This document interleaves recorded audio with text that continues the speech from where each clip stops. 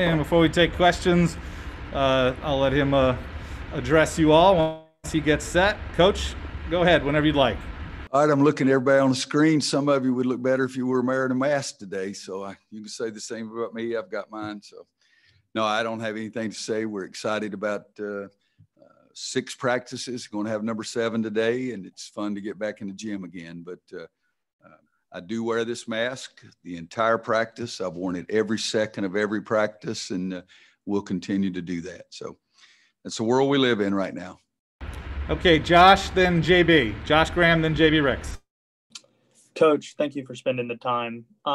With the amount of freshmen that you're going to be relying on this year, in what ways do you think you're going to have to adapt your style to the personnel that you have? You sort of cut out there. Did you say relying on freshmen? Is that what the question was, Josh? You're relying on freshmen, but in what ways are you going to have to adapt your style to the personnel? Okay. Well, I think the way we've done it every year is try to go slower the more freshmen we have, try to accelerate it, make it much more competitive. The older we are, we've had it, this is this 17 or 18? 18. 18, okay. So in 18 years at one spot, we've had everything you can possibly have. But I do believe when you have freshmen, you got to go a little slower, push them, and then put your arm around them, push them, and then put your arm around them. We've had teams before that almost everyone coming back was a veteran, and we pushed those guys a little harder and they'd go faster. But you also have to be able to make your adjustments every day because you get information every day about what's going on. JB, then Andrew. Hey, Coach. JB Ricks here from Spectrum News 1. Thanks so much for taking out the time. Good to see you again. My question to you is, I heard Garrison mention during his availability how different things are right now. Like the players can't be in the locker room at the same time, and there's just so many adjustments that have had to be made. And then, you start thinking about the way things were before this pandemic hit, where we would have the group sessions in the locker rooms and just, stadiums, just 20,000 people and all that. From your perspective, are you optimistic that we will ever get back to that point? Or to be more specific, are you optimistic that we'll get back to that point of just the regular norm that we had before you retire? I'm no plan on retiring tomorrow, so I don't know that it'll happen before tomorrow. But, I am optimistic, but I'll say this, JB, I don't know that we'll ever get back to the normal that we knew. And I think, because we don't know how effective the vaccine is going to be. We don't know how long it's going to be around. We don't know that 5 years from now that we'll look down the road and think of this virus as similar to what the flu has been. I don't know that information, but my gut feeling is that we're not going to get back to, quote, that normal for several years. I really don't see that. What we're doing, I think, is fantastic. I mean, guys, every coach on my staff wears a mask the entire practice.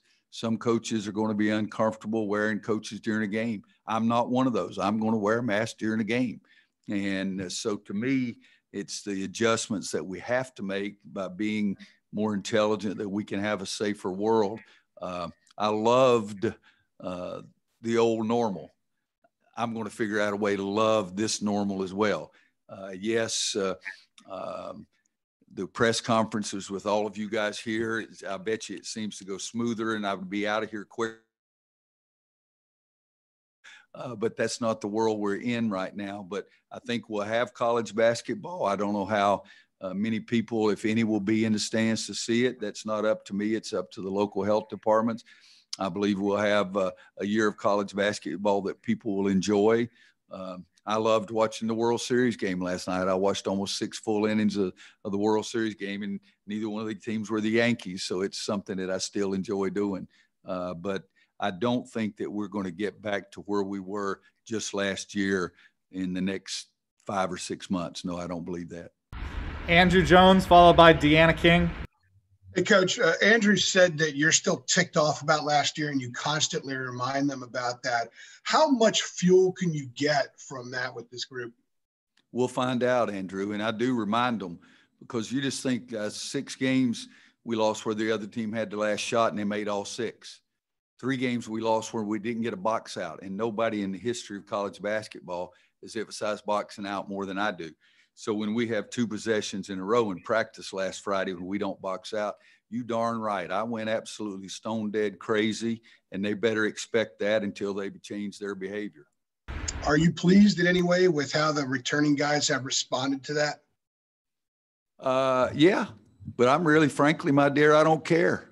I mean, it really is. I mean, we're the ones that screwed it up. And so, you know, if one of those guys was involved in a no box out and they get the ball and score, you ought to remember that the rest of your life. I remember it every day. So I'm not against bringing those things up if it's because of mistakes. I don't walk out on practice and say, okay, guys, we stunk last year, so let's get better today. That's not what happened. But if we have the same type of behavior that hurt us last year, you're darn right I'm going to bring it up to them. And if I see them when they're 78 years old, I may still remind them of one of those box outs they missed. Thank you. Appreciate it. We got a lot of hands up, so keep your questions short, quick, please. Thank you. Deanna, then Brian Keys. Coach, recruiting-wise, we know you like to go to the gyms and watch recruits. How has this changed your recruiting techniques during this pandemic? It's not made it very comfortable for me. I always have been more comfortable going to see people in person. I don't mind going to see a kid 9 times, 7 times, 5 times, whatever. I'd much rather drive to the airport about 30 minutes, get on a plane, fly 2 hours, get out, drive 30 minutes to a gym and watch a kid shoot 15 free throws and then repeat everything. It's the way I've always recruited. It's a more personal approach. And so this has been much more difficult for us. Brian, then Isaac. Roy, last year you had Garrison playing a fair amount of the 5 when Armando was on the bench. What do you anticipate that to look like this season? Will he be sticking to the 4 mostly? It's too early to say. I mean, we got 2 big freshmen in Walker Kessler and Dayron Sharp. They're bigger. When they're in the game with Garrison, they would be 5. Armando's bigger. When he's in the game with Garrison, he would be a 5. So about the only way that Garrison would end up being the 5 is if any of those 3 guys were not in the game.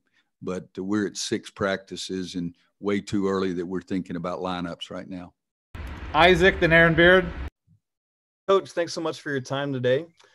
This time last year, you said that the biggest thing heading into the year is that the team was going to struggle scoring.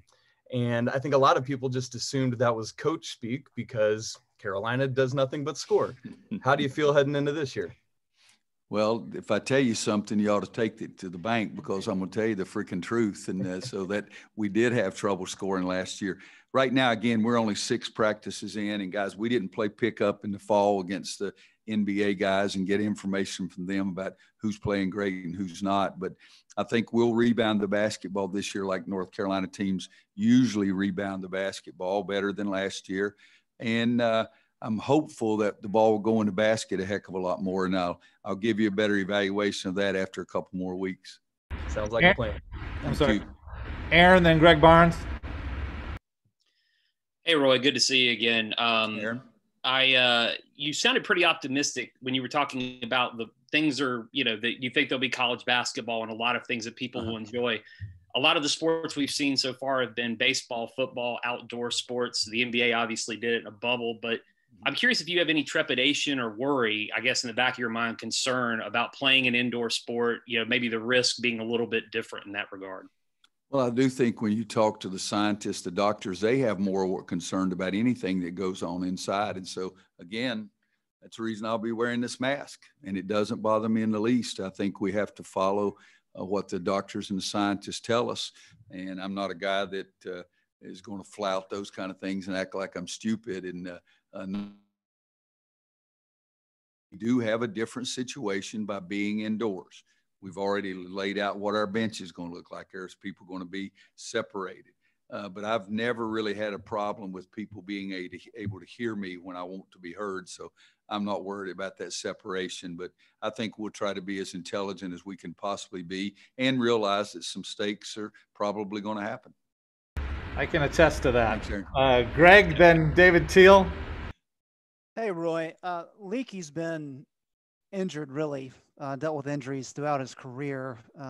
How does he look now, and kind of what does a healthy Leakey provide for you this year? Well, a healthy Leaky Black makes us a heck of a lot better basketball team, and that's what we need. And you're right, he hasn't really been healthy for long stretches ever since he got here. We're into practice 6 days, as I said. I think today's the 7th. It could have been 7th. No, I'm pretty sure today's the 7th. But we need him to be healthy. He and Garrison and Armando and Andrew Playtech, they all played significant minutes last year, and they've got to be better. And we need them to make fewer mistakes, make more of the positive plays. But when Leaky is healthy, and what I've seen so far in our practice situation, and we've been careful with him in practice, when he's healthy, he is a big-time player, and that's what we really need him to be. David Teal, then Kiera. Roy, you mentioned rebounding earlier. Armando averaged about 8 and 24 minutes a game last season as a freshman. How would you evaluate his first year and what you have seen thus far? Rebounding-wise, he was okay last year. The biggest problem he had was finishing plays around the basket and staying out of foul trouble and staying out of the little nagging injuries.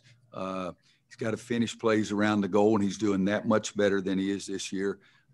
With he and Garrison and Dayron and Walker Kessler and Walker Miller, there's some competition going on in practice every day, and I think he's better, and he needs to be better. When you go from freshman to sophomore, a lot of times that's a big-time jump, and we need Armando to do that. And it's competitive around that rim right now, unlike what we've had the last couple of years.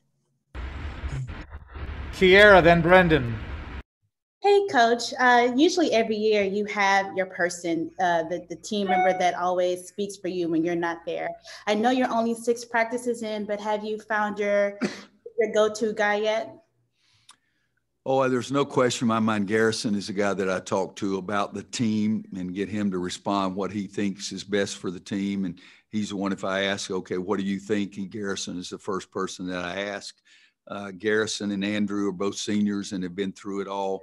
So those, and Walker Miller, KJ and Ryan, I guess that's 5 guys that we have that are seniors. I think that's it. But all of those guys a little bit, but no question it's Garrison right now. Brendan, then CL. Hey, Coach. Thanks for taking the time. Good to see you again.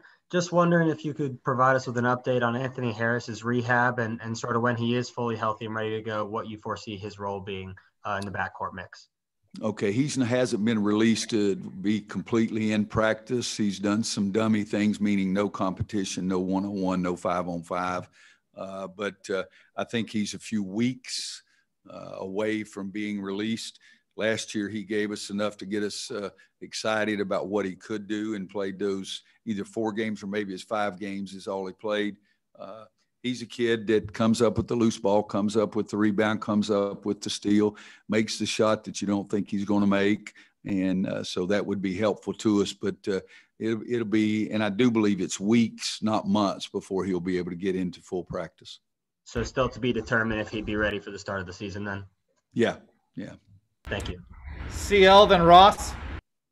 Hey, Coach. I was wondering if you could kind of tell me what kind of point guard you feel like Caleb Love is. We've seen you have guys who are kind of big scoring point guards. We've seen the pass first kind of guys. Where do you feel like Caleb falls in line? Well, if I were to just use those 2 categories, I would say he's a scoring point guard after 6 practices. But guys, again, we didn't have any pickup games in the fall. And I usually get so much information from our NBA guys, and we didn't watch them play pickup in the fall. So for us, I don't have as much information about a kid as I might have after 6 practices, but he is a big time scorer. He's an attacker. I do believe he looks to pass and understands that that's part of the role. But if I had to put him in a Kendall Marshall or a Ty Lawson category of being more aggressive scoring the ball, that's who he would be. Thanks, Ross and Ryan Wilcox. Hey, Coach, I'm going to ask about the freshman, even though you haven't seen him that much, but is there anything that surprises you about one of the 6 scholarship freshmen so far? Oh, I think there's 100 things that surprise us in a positive way and in a negative way too. When freshmen first start practice, you think, God almighty, he can't do that, or he doesn't know how to do this, or you have that. And then you also have something that you'll say, oh boy, he may be a little better than we thought. But that's a question I could talk about each one of them for the next 5 minutes. But I think they're all working hard. We need them to stay healthy and not miss any time right now is the biggest thing. I think that one of the things the freshmen are bringing us are two things. One, the big guys can get to the board and rebound the ball and defend around the rim and score. And then I think our perimeter players can score too. And needless to say, the way we had a difficult time putting the ball in the basket last year, something we cannot repeat. All right, we have 5 questions left. Ryan, then Jasmine, Greg Hall, Art Chansky, and Alyssa Ray. Those are the 5. Ryan, then Jasmine.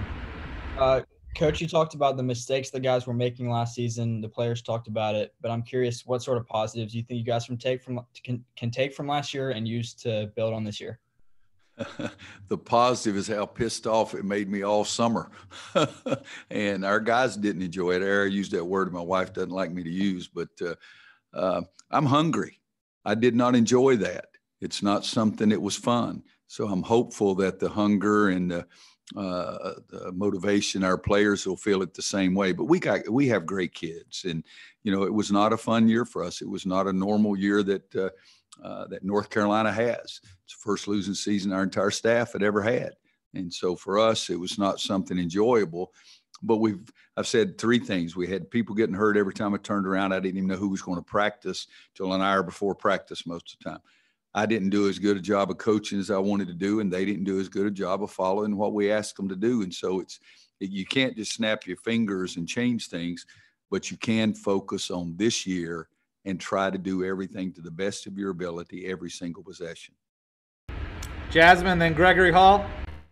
Hey, thanks for taking the time. So my question kind of builds off of that, and it's more so about your approach to using last season as a tool for your team. So is it different the way you use it with the new guys versus the existing guys? And is there any particular reason for that? And then can you describe the sticker you have on your shirt? Okay. Yeah, I think, you can't jump on the freshmen for no box out and be mad about last year, Coach. They weren't here. But the veterans, if I'm still saying the same things now that I said last year, that does upset me a great deal. And the freshmen, I tell them, you just have to live with it, but be intelligent. Learn that you don't want me screaming at you or anything like that. So don't make the same mistakes that other people are making. And but come on now. We've had 7 practices, and I've only gone crazy one time in 7 practices. It's not like I get out there and say, okay, everybody on the end line, remember last year. Okay, everybody shoot 1 free throw. Remember last year. Everybody go to the bathroom. Let's remember last year. I mean, that's not what it is. It's how well you do in practice every day. And I'm motivated because I did not enjoy it. And I think our returning players are motivated because they didn't enjoy it also. And thank you for noticing it says, no bull, I voted. Our house is in Durham County, and I've already voted this morning and turned in my wife's absentee ballot. And so I'm proud of the fact that I've already been out and voted, and I hope everybody gets to. Greg Hall, then Art. Sorry. Hey, Roy, I saw Kobe White was at practice. I was curious how the young fared against him.